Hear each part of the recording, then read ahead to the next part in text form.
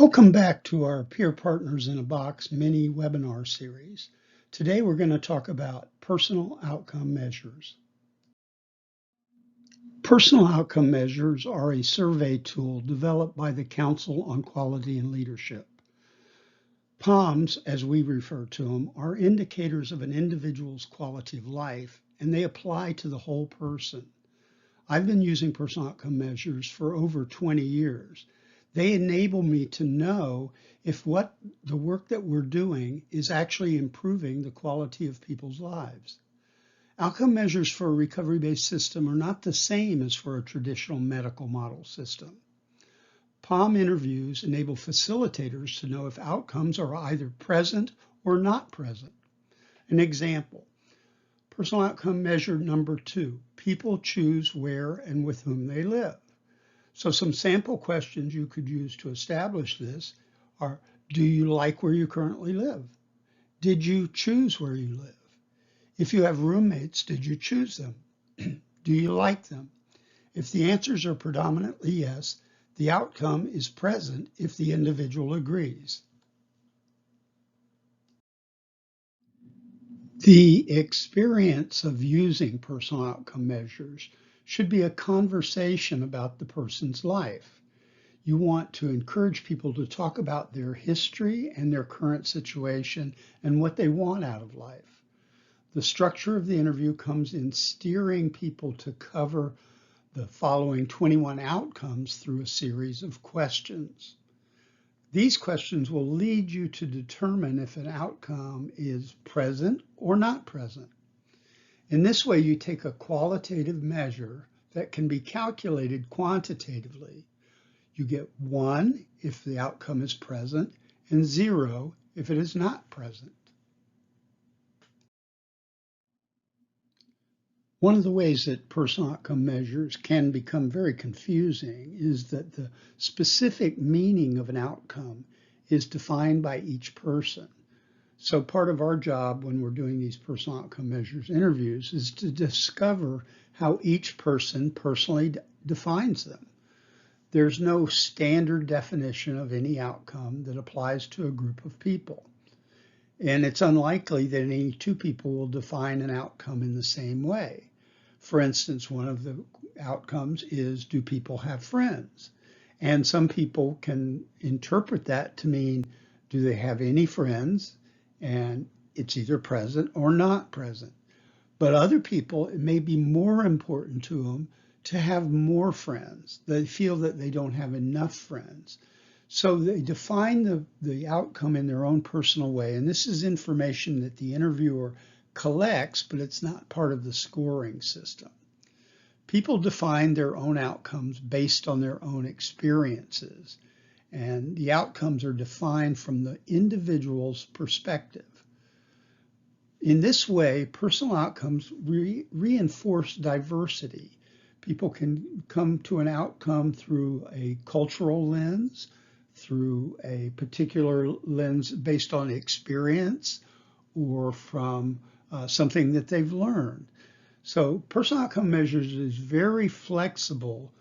The presence or non-presence of an outcome is defined by the individual. So in your interview, you may come to a point where the person has answered the questions about, do they choose where they live, by something that sounds to you as they are saying, yes, they did choose where they live, they choose their roommates. But before you score it, you actually have another little conversation with the individual to see if they agree with the way that you've scored it. And because an individual outcome assumes a different level of importance for each person, they can't be ranked or weighted without that person's opinion. All the outcome measures are considered of equal importance until they are prioritized by each person. So specific outcomes may be more important for some people at certain times in their lives than they are for someone else. Each person makes this determination by sharing information about his or her personal situation. What this means is it's highly important that the support staff get to know and understand the people they are working with.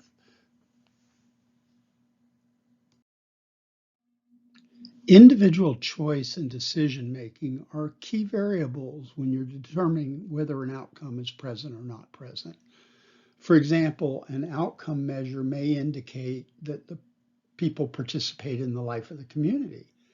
However, in a place where a person chooses not to participate in the life of the community, the measure would or could be considered present based on how the individual defined the outcome. So one of the places where this comes into play is, for instance, a person says that they participate to the degree that they want. And that may be at times that they withdraw from the community life, or other times where they require even more involvement in community life. It can be really difficult for some people who have had limited choices in their lives to understand the possibilities that are available to them. People need kind of an experiential context to make a choice. Sometimes they need social supports to assist them in making choices. One of the places where this shows up frequently is in the questions about people liking where they live, and having a choice about where they live. If you are in a mental health program and they're trying to find housing for you, they may only be able to find one place that will work for you. In that case, you didn't really have a choice unless you considered it was a real viable choice to you to either have that house or go stay with friends or, be homeless. The other part is that most of the time in housing programs, you might only get two choices. And that may or may not satisfy your feeling of actually having a choice. That's why it's so important that people understand that choices can be much broader than the very narrow way that they are frequently presented to people in our behavioral health system. So we've talked about the outcome measures. There's 21 outcome measures, and they're listed in this chart. People choose personal goals. People choose where and with whom they live. People choose where they work. People have intimate relationships. People decide when to share personal information. People use their environment. People live in integrated environments. They participate in the life of the community. They interact with other members of the community. People perform different social roles. People have friends. People are respected. People choose the services they receive. They are able to realize personal goals. People are connected to natural support networks. People are safe. People exercise their rights and they're treated fairly. People have the best possible health. People are free from abuse and neglect. People experience continuity and security.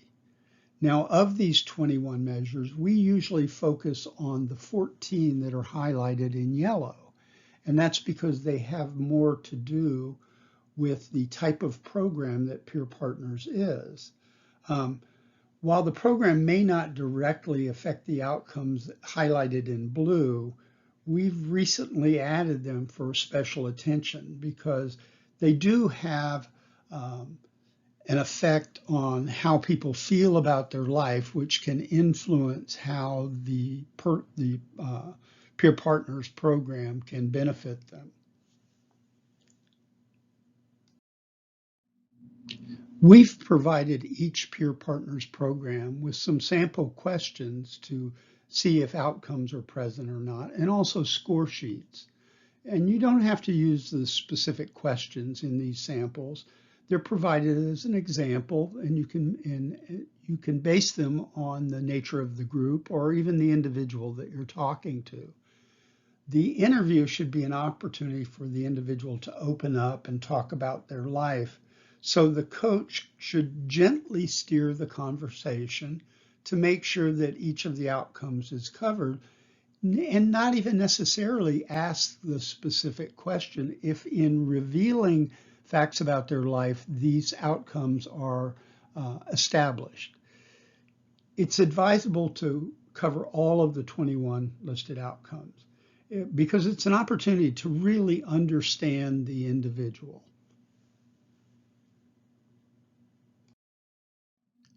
This chart is based on a peer partners program that we ran in the past.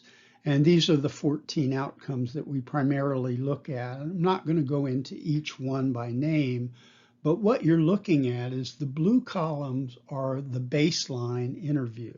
So this is what people said about their life when they first came to the program before they actually started participating.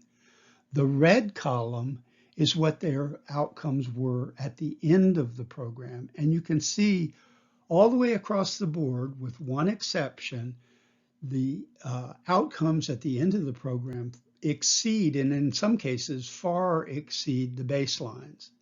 Now, we had the one outcome where the initial answers were higher or more present than the final answers. And we really couldn't figure this out. And it's people choose personal goals. So we went back and had further interviews with all of the participants. And what we found out was in that initial interview, when that people were asked or asked to respond to the idea that they choose personal goals, almost everybody said yes. In fact, everybody did say yes, they chose personal goals. As they got into the program, they began to realize that personal goals can be far more broad. The horizon for an individual is much broader than they think when they're coming through the kind of experiences that we have dealing with our mental health issues.